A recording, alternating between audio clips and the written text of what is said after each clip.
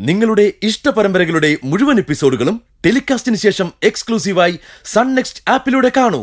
Indian ഉപഭോക്താക്കൾക്ക് മാത്രം സൗജന്യം.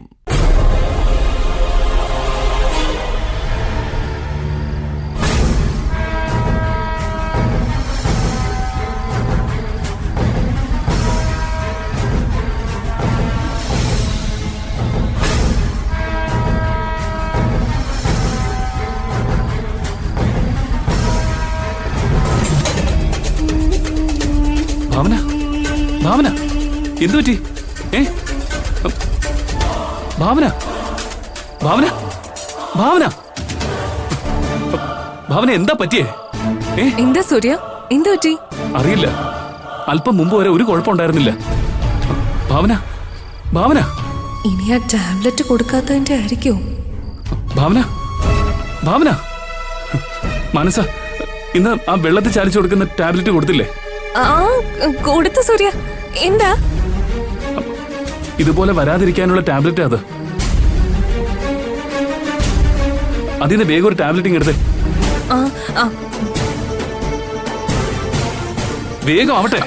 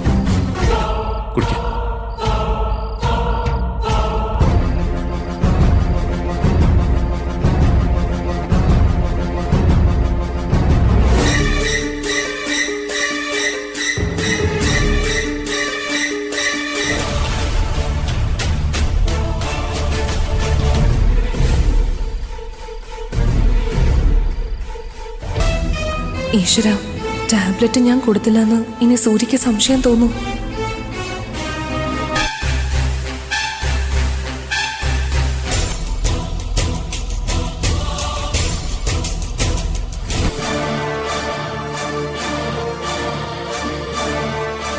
പെട്ടെന്ന് എന്തെങ്കിലും സംഭവിച്ചതെന്ന് ഞാൻ ആലോചിക്കുന്നത്. എന്നാ പിന്നെ ഡോക്ടറെ ഒന്നുകൂടി കാണിച്ചാലോ?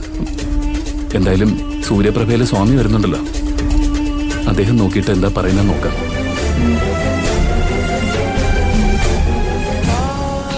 പാവ സൂര്യ, എനിക്ക് വേണ്ടി എത്രമാത്രം ബുദ്ധിമുട്ടാ സഹിക്കുന്നത്. ഭാവന, വന്ന ബുദ്ധിമുട്ടൊക്കെ മാറിയോ? ഇന്ന് ആ സൂര്യപ്രഭയിലെ സ്വാമി വരുന്നുണ്ട്. അർജുന്റെ ഏർപ്പാടിലെ സ്വാമി വരുന്നത്.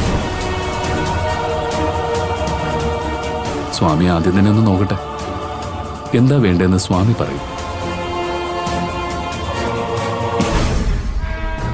സ്വാമി അങ്ങനെ പുറത്തൊന്നും പോയി പേഷ്യൻസിനെ നോക്കാറില്ല.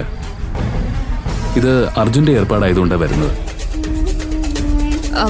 എന്റെ മനസ്സ് പറയുന്നു സൂര്യപ്രഭയിലെ ചികിത്സയിലൂടെ ഉറപ്പായും ഭാവനയ്ക്ക് മാറ്റം വരുമെന്ന്.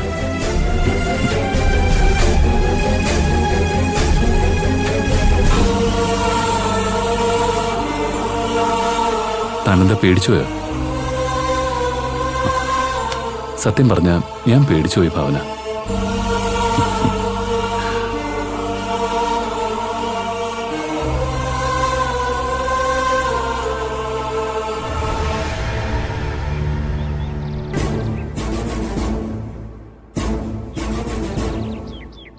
സൂര്യപ്രഭയിലെ സ്വാമി ഇവിടേക്ക് വരുന്നെന്നോ?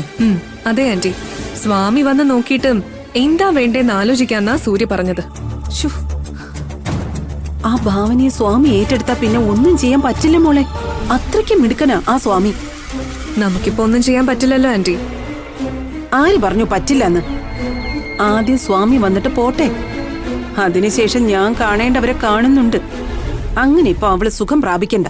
എന്താ ആന്റിയുടെ പ്ലാൻ? ഭാവനയെ സൂര്യപ്രഭയിലേക്ക് കൊണ്ടുപോയ അവള് പിന്നെ ജീവനോടെ അവിടെ നിന്നും മടങ്ങി വരരുത്. അവള് കാരണം എന്റെ മോനിപ്പോ മാനസികമായി എന്നിൽ നിന്ന് അകന്നാ നിൽക്കുന്നത്. ഇനിയിപ്പൊ ഞാൻ എത്രയൊക്കെ സൂര്യയും ഭാവനയെ സ്നേഹിച്ചാലും അതൊക്കെ നാടകമാണെന്നേ അവൻ കരുതൂ. അതുകൊണ്ട് എന്ത് വില കൊടുത്തും ഭാവനയെ ഇല്ലാതാക്കണം. ഇവിടെയും ആന്റിയെ തന്നെ സൂര്യ സംശയിക്കില്ലെന്ന് എന്താ ഉറപ്പ്? ഇല്ല മോളെ, ഭാവനയ്ക്ക് വേറെയും ശത്രുക്കളുണ്ട്. അവരോടൊപ്പം ചേർന്നാലേ ഇനി ഈ കാര്യത്തിൽ ഒരു തീരുമാനം ഉണ്ടാക്കാൻ പറ്റൂ. അതിന് പറ്റിയ ആള് അവളുടെ വല്യച്ഛൻ തന്നെയാ. ആര്? വിജയപത്മനോ? അതെ മോളെ. ഭാവനയെ തകർക്കാൻ വേണ്ടി വിജയപത്മൻ ധാരാളം വഴികൾ നോക്കിയതാ. പക്ഷെ ഒടുവിൽ തിരിച്ചടികൾ മാത്രമേ അയാൾക്ക് കിട്ടിയിട്ടുള്ളൂ. ഇപ്പോഴും ഒരു അവസരം കിട്ടിയ അയാൾ എന്തിനും തയ്യാറാവും. ആന്റി, ഈ കൂട്ടുകൃഷി അപകടമാണേ. എന്തായാലും ഒറ്റാൻ ആളുണ്ടാകും. ഇല്ല മോളെ, വിജയപത്മൻ എന്തായാലും ഒറ്റില്ല. അതിലെനിക്ക് നല്ല വിശ്വാസമുണ്ട്. ആന്റിക്ക് അത്രയ്ക്ക് വിശ്വാസം ഉണ്ടെങ്കിൽ പിന്നെ എന്തിനും താമസിപ്പിക്കണം? ആദ്യം സ്വാമി വന്ന ആ മഹാറാണിയെ നോക്കട്ടെ.